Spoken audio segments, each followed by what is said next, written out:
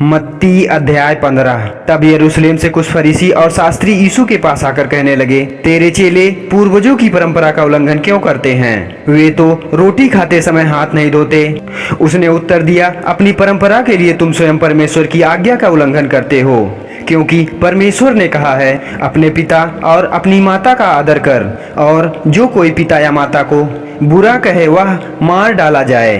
परंतु तुम कहते हो कि यदि कोई अपने पिता या माता से कहे, तुम्हें मुझसे जो भी लाभ पहुंच सकता था वह परमेश्वर को अर्पित किया जा चुका है, तो उसे अपने पिता या अपनी माता का आदर करना आवश्यक नहीं, और इस प्रकार तुमने अपनी परंपरा के लिए परमेश्वर के वचन को व्यर्थ कर दिया है। हे पाखंडियों, यशायाह ने तुम्हारे विषय में यह भविष्यवाणी ठीक की, ये लोग होठों से तो मेरा आदर करते हैं, परंतु इनका हृदय मुझसे दूर है। ये व्यर्थ मेरी उपासना करते हैं और मनुष्यों की शिक्षाओं को धर्म सिद्धांत करके सिखाते हैं। उसने भीड़ को अपने पास बुलाकर उनसे कहा, सुनो और समझो, जो मुंह में जाता है वह मनुष्य को अशुद्ध नहीं करता, परंतु जो मुंह से निकलता है वही मनुष्य को अशुद्ध करता है। तब चेलों ने आकर उनसे कहा, क्या तू जानता है कि इस कथन को सुनकर फरीसियों ने ठोकर खाई?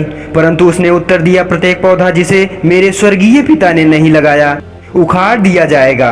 उन्हें रहने दो, वे अंधे मार्गदर्शक हैं, और अंधा यदि अंधे को मार्ग दिखाए तो दोनों ही गड्ढे में गिर जाएंगे।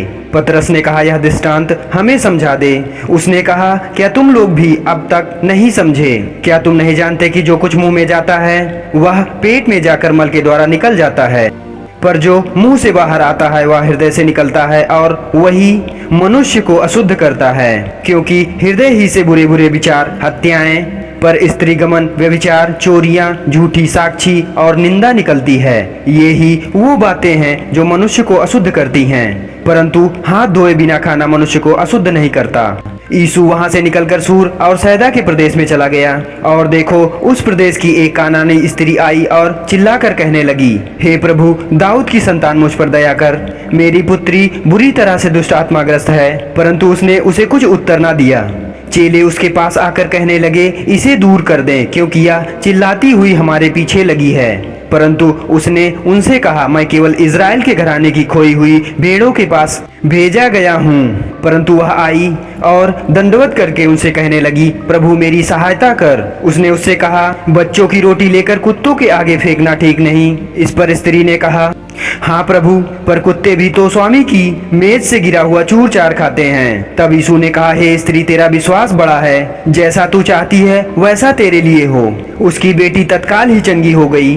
वहां से चलकर यीशु गलील की झील के किनारे गया और वहां पर्वत पर चढ़कर बैठ गया, और विशाल जनसमूह उसके पास आया, और वे अपने साथ लंगड़े, लूले, अंधे, गूंगे और बहुत से अन्य लोगों को लेकर आए, और उन्हें उनके चरणों में रख दिया, और उसने उन्हें चंगा किया।